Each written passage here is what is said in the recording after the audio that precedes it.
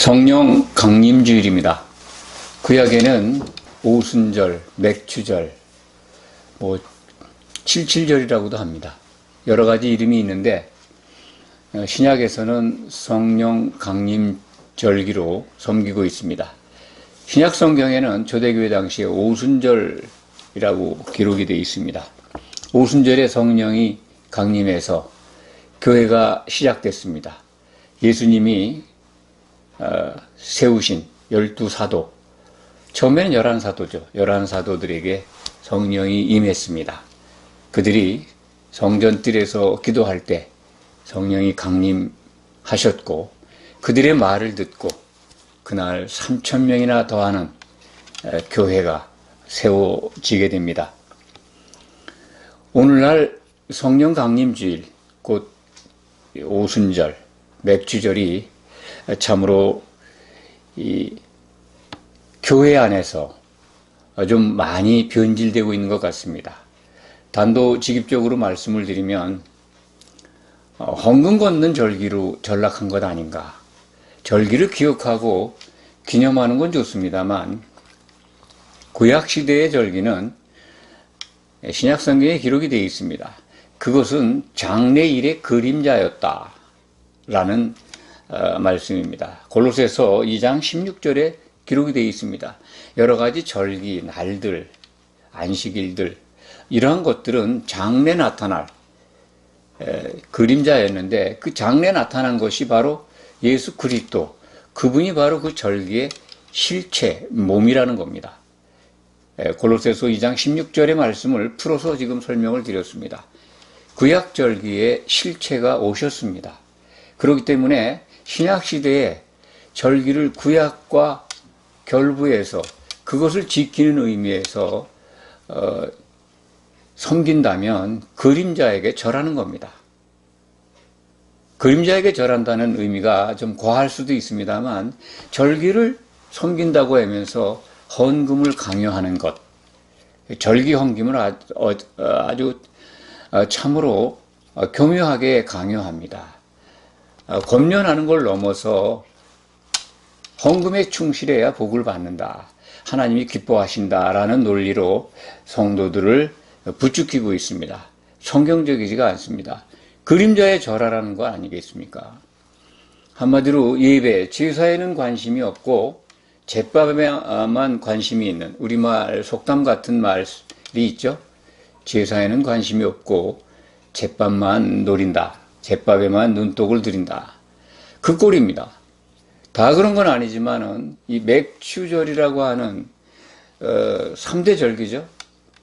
구약의 무교절, 맥추절, 장막절, 이 3대 절기는 여호와 하나님께서 이스라엘 백성들에게 1년에 그 세 절기만큼은 반드시 내게 보이라, 거기에다 빈손으로 나오지 말라는 말씀까지 하셨으니까 반드시 제물을 바쳐야죠.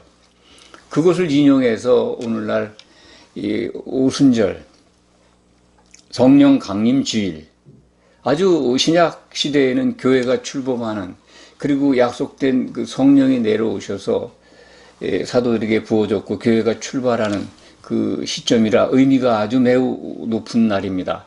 그런데 맥추절기와 같은 날이기 때문에 맥추절기 감사 헌금을 대단히 부추기고 심지어 강요까지 해야 되고 하고, 그것을 성실하게 해야 복을 받고 또 교회의 방침에 따르는 것으로 그렇게 생각을 합니다. 성경적이지가 않습니다. 성령 강림주일 헌금 걷는 날 아닙니다. 헌금에서 성도들이 좀 자유로워졌으면 좋겠습니다.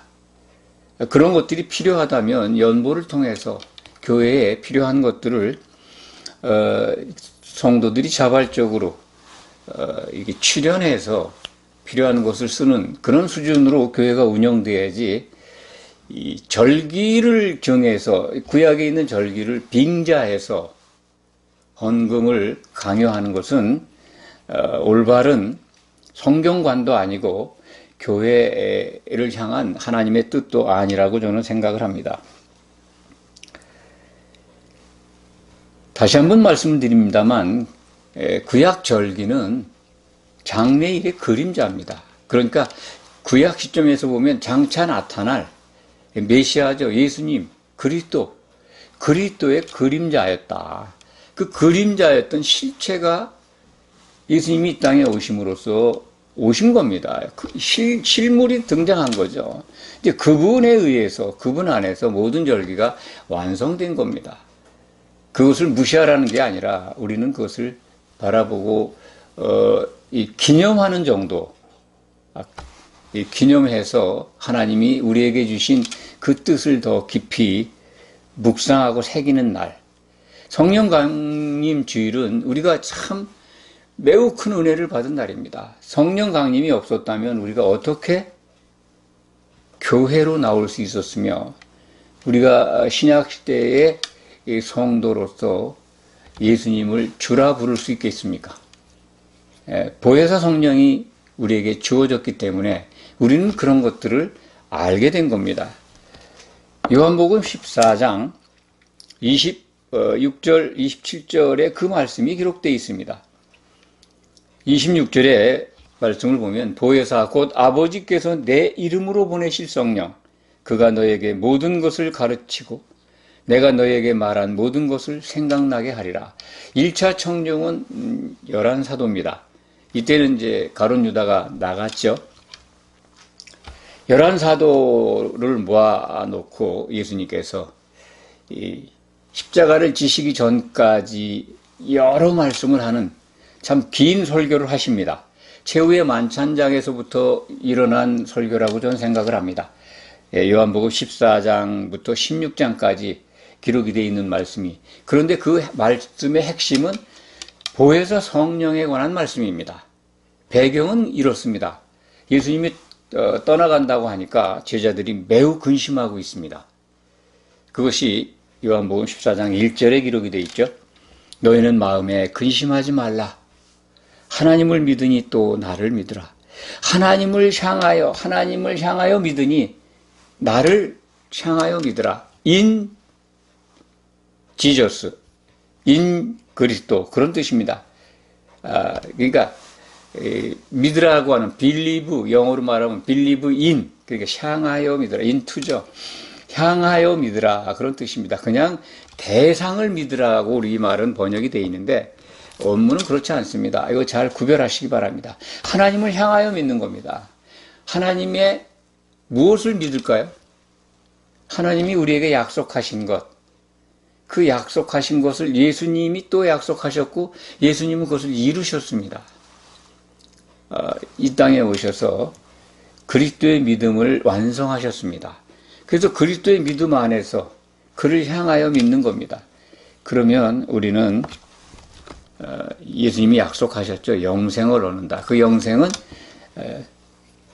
1차적으로는 그리스도의 나라, 예수님의 나라, 천년왕국에 들어가서 주님과 더불어 통치하는 성도로서의 특권을 누리는, 그것이 바로 영생입니다. 성경에 기록되어 있는 그것을 받게 하신다는 약속, 그것을 우리는 소망으로 가질 수가 있습니다. 그게 믿음입니다.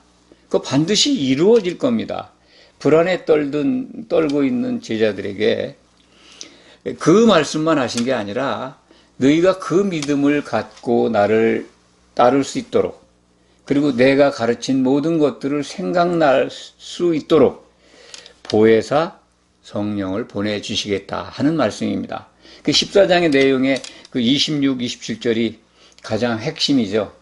내가 가면 보혜사, 너희를 돕는, 상임 변호사라고 이렇게 번역하시는 분도 계십니다.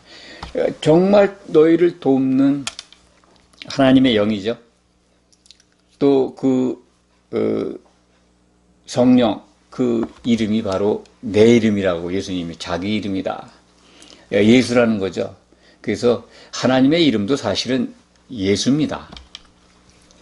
예수님의 이름은 예수고 성령의 이름도 예수입니다. 그래서 삼위일체 하나님인 것을 이름 속에서도 우리는 알 수가 있습니다.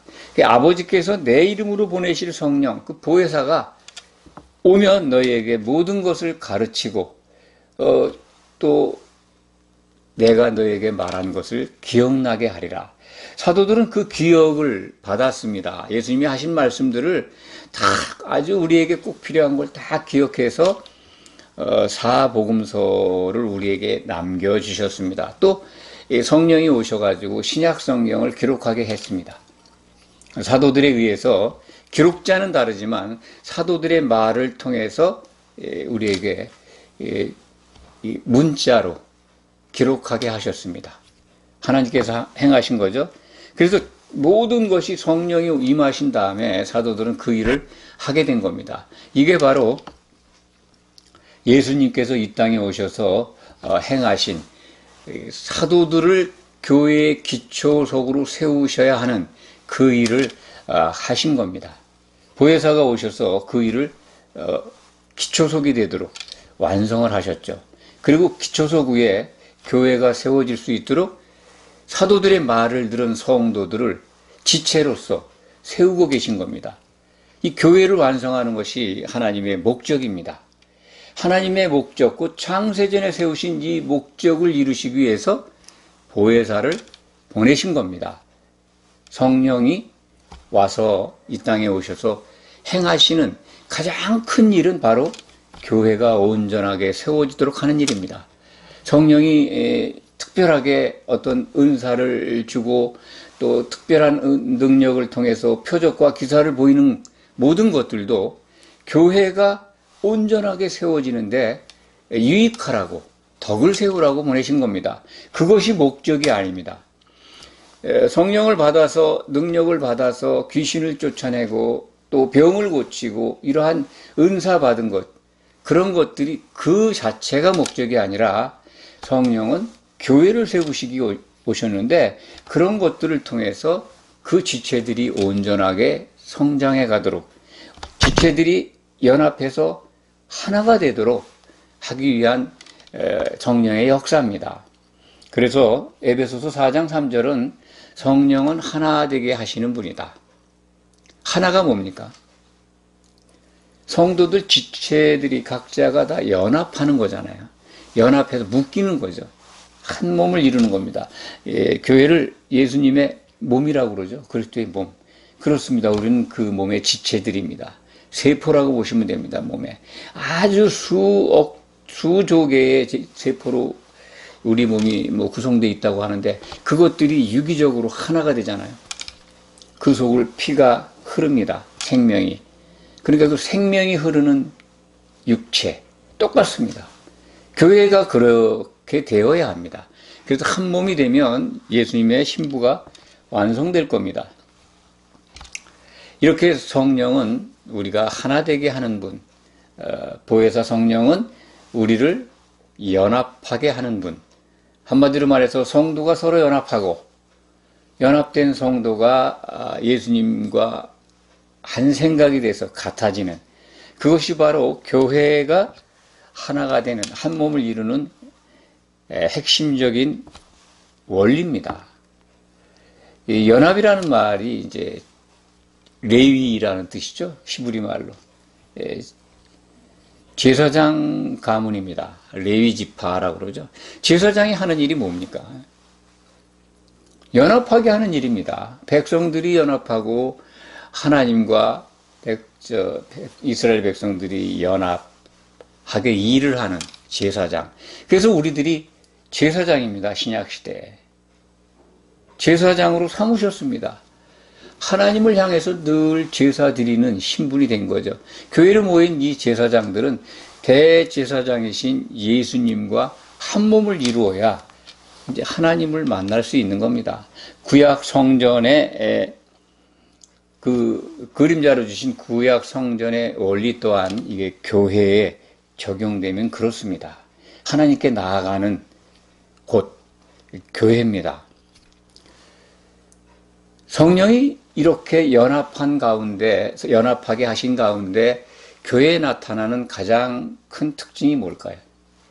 가장 중요한 게 그것이 오늘 말씀에 기록되어 있습니다. 불안해하고 있는 사도들에게 그 불안을 해소시킬 그 비법을 알려주시는 겁니다. 그 그것을 너희에게 처방해 주겠다. 걱정하지 말라는 거죠. 보혜사 성령이 오시면 평안을 너희가 받을 것이다. 27절에 평안을 너희에게 끼치노니, 끼친다는 표현이 적절한 표현인지는 모르겠습니다만, 내가 너희에게 줄 것이다. 나에게 있는 걸 너희에게 나눠주겠다. 그런 뜻일 거라고 저는 생각을 합니다. 예수님의 평안, 하나님의 평안을 주시겠다는 거예요. 이것을 우리는 참 잘 이해해야 합니다. 가짜 평화, 위장 평화가 많습니다. 여기 평안이라는 말씀이 평화와 같은 단어입니다. peace죠, 영어로. 평안, 어떤 데는 평안이라고 번역을 했고, 어떤 데는 평화라고 번역을 했고, 어떤 곳에서는 평강으로 번역이 돼 있고, 또 다른 곳에서는 화평으로 이렇게 기록이 돼 있는데 같은 단어입니다. 그러니까 이 세상에는 굉장히 이 평화 또는 평안, 평강이라는 말로 사람들을 이렇게 위로하고 그렇게 설득하는 그런 경우에 말을 많이 이런 단어를 쓰는데, 실질적으로 세상에 있는 평화는 가짜 평화입니다. 위장된 평화죠. 평화라고 하는 것은 기독교인들은, 예수를 믿는 분들은 하나님께 온 평화만이 진짜 평화다. 그걸 아셔야 합니다. 다른 평화가 사람이 주는 평화, 세상이 주는 평화라면 가짜죠. 오늘 말씀에 그렇게 되어 있지 않습니까? 내가 너희에게 주는 것은 세상이 주는 것과 같지 않다. 세상 속에서 받는 평화, 기쁨, 이거는 성령이 주시는 참된 평안을 받아본 분들은 압니다. 그것이 구별된다는 걸 압니다. 이것을 꼭 구별된 평화를 받고 누려야 합니다. 그래야 성령 안에 있는 증거입니다. 하나님 나라를 참 많이 오해합니다. 하늘들의 왕국이죠. 하나님이 통치하는 영역입니다. 하나님의 왕국. 그래서 이것은 죽어서 가는 곳이 아니라 이미 너희 안에 임해 있다라고 하는 예수님의 말씀을 꼭 기억하시기 바랍니다. 기독교 전통은 꼭 죽어서 가는 천국으로 이렇게 이 성도들에게 가르쳐 왔기 때문에 이 부분을 참 한마디로 말해서 받아들이지 않습니다. 납득할 수 없으니까 많은 분들이 받아들이지 않는데, 천국, 마태복음에만 기록되어 있는 이 천국은 하나님의 통치 영역입니다. 임해 있습니다. 성령이 임하면서 예수님이 이 땅에 오시면서 요한의 때부터 천국은 침노를 당한다는 성경 말씀을 꼭 기억하시기 바랍니다. 세례 요한 때입니다. 그렇기 때문에 이 천국 안에 들어와 있는, 그래서 성령의 강림을 통해서 교회의 지체가 된 우리들에게는 성령이 주시는 평안이 임해 있습니다. 그런데 이것을 받아야 합니다. 그것이 증거입니다. 하나님 나라 안에 들어와 있다는 증거입니다. 하나님의 통치를 받고 있는 겁니다. 그래서 로마서 14장 17절 말씀을 보면 하나님의 나라는 성령 안에서 의와 평강과 실학이다. 오직 그것이 증거입니다. 그 평강이라는 건 바로 연합이라고 말씀드렸죠. 하나 되는 것. 성령께서 하시는 일들 가운데 가장 큰 일, 이 의와 평강과 실학은 연결되어 있습니다. 따로 그렇게 누리는 게 아닙니다. 동시에 함께 누리는 특징입니다. 의로워지면 죄에서 자유로워지는 거죠. 죄에서 벗어나기 때문에 연합하는 그 평강, 하나 되는 것이 임하고 하나 된 가운데 기쁨이 넘칩니다.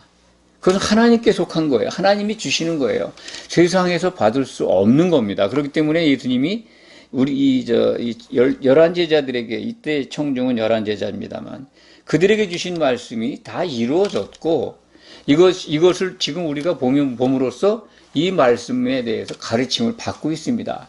왜냐하면 성령이 임했기 때문에 이걸 사도들에게 가르쳐 주셨고, 사도들은 기억나셨고, 그걸 기록을 했고, 우리는 이걸 봄으로써 우리는 이거 증거를 받는 겁니다. 성령 안에 있는 증거 다른 데서 찾지 마시기 바랍니다. 아, 내게는 하나님의 음성이 안 들려. 내가 기도하면 다른 사람들은 음성도 많이 듣는다는데 또 뭐 기도의 응답도 있고 이루어지는 것도 뭐 정말 그렇게 넘치도록 복을 받는다는데 어떤 사람은 또 귀신도 쫓아내고 능력도 받고 병 고치는 은사도 받는데 왜 나에겐 이런 게 없는가? 그런 걸 부러워할 수는 있겠습니다만 그런 곳에 평안이 없다면 그 위장된 이 성령의 역사가 아닙니다. 의심하셔도 됩니다. 그건 아닙니다. 평화가 있습니다. 평강이 있습니다. 세상이 주는 평강이 아닙니다. 그분들에게 나타나는 건 두려움이 없어진다는 겁니다. 코로나 바이러스가 와도 세상에 아주 심각한 환란이 임해도 공포나 두려움, 뭐 일부분적으로는 놀라고 그런 게 있겠습니다만 성도들은 그런 것들을 극복을 하고 이 세상이 주는 것 같지 않은 평안을 갖고 누리게 됩니다. 승리할 수 있습니다. 세상을 넉넉히 이깁니다. 예수님께서 십자가 지시기 전에 사도들에게 그 말씀을 하시잖아요. 담대하라, 내가 세상을 이겼다. 세상을 이기셨다는 것은 십자가를 지셨다는 거죠. 십자가를 지셔도 예수님이 죽지 않고 부활하실 것은 죄가 없기 때문에 그것을 확신하셨기 때문에 세상을 이기셨다. 십자가 지시기 전에 그 선언을 하시죠. 십자가를 지시기로 작정한 그 순간에 이미 세상을 이기신 겁니다. 세상이 주는 가짜 평화의 말씀을 좀 더 하겠습니다. 위장 평화, 위장 능력, 이 모든 것들, 그 뒤에 배우가 누군가를 보혜사 성령이 아니라면 그건 뭐 악한 영이죠. 사탄이 주는 영입니다. 더러운 영들이 역사하는 겁니다.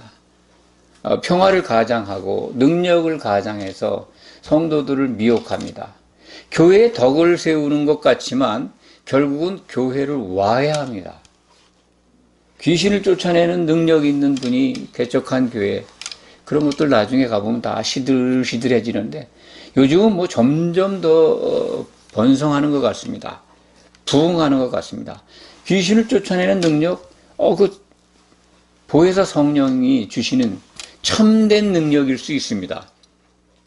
그런데 우리가 그걸 분별해야 되는 것은 참된 평화가 있는가, 의와 평강과 실학이 지속적으로 나타나고 있는가, 또 그러한 능력과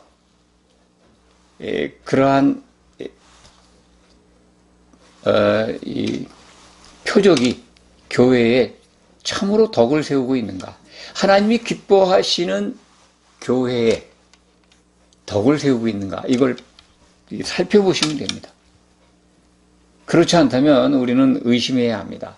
이 오순절 절기 또는 이 맥추절, 성령 강림주일을 맥추절 감사 헌금 걷는 걸로 그렇게 초점을 맞춰서 여러 가지 성령 강림과 짜집기 해서 헌금을 강요하거나 아주 강력히 권면하거나 그런 것들이 신앙생활에 매우 중요한 덕목으로 말한다면 가짜일 수가 많습니다.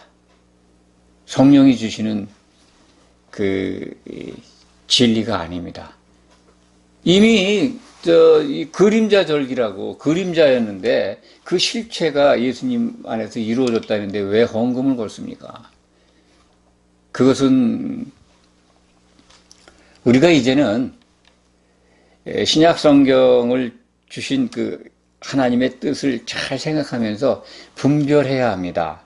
사도들이 모든 걸 기록을 했습니다. 그래서 우리가 주목해서 보면 26절에 말씀하신 것처럼 성령께서 우리가 성령 안에 있다면 가르침을 받고 사도들이 기록한 것 생각납니다.